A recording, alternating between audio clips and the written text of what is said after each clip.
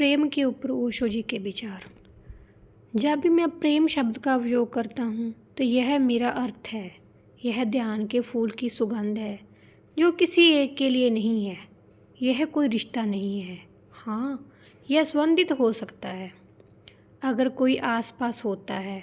अगर कोई भी नहीं होता तो निराश नहीं होती।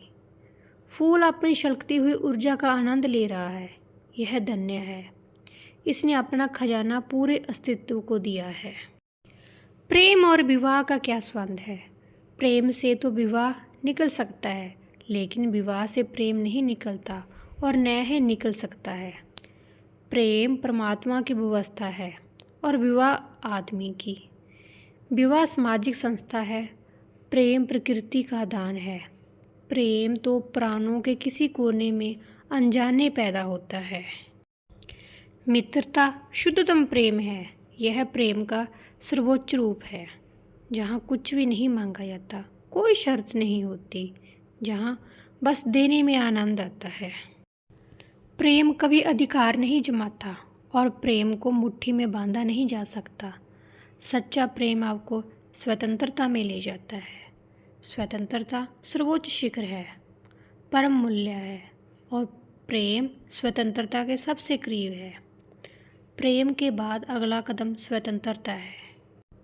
प्रेम स्वतंत्रता के विरुद्ध नहीं है। प्रेम स्वतंत्रता की ओर एक कदम है। यही जागरूकता आपको स्पष्ट कर देगी।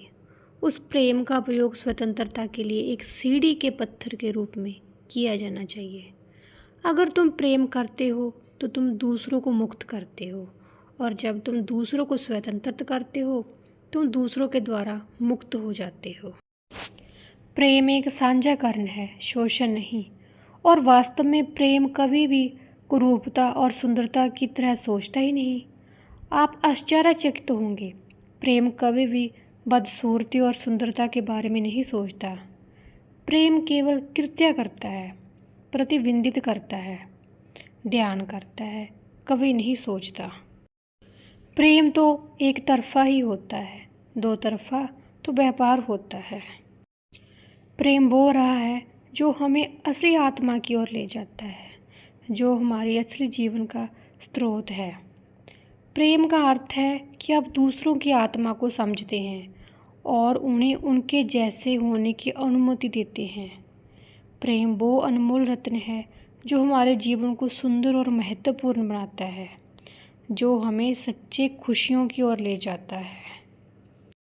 पुरुष जितना प्रेम शब्दों में प्रकट करेगा, उससे कई गुना ज़्यादा स्त्री मौन में प्रकट कर देगी।